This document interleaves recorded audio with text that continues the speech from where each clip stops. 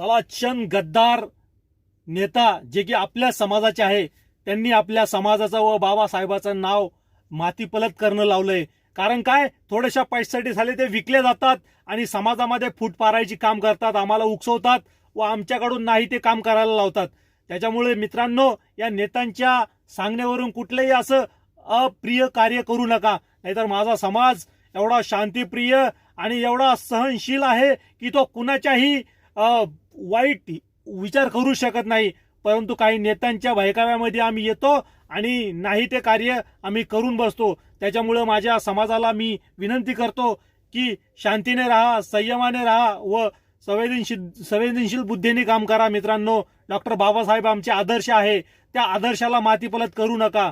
जय भीम, जय महाराष्ट्र, जय संविधान, जय शिवराय.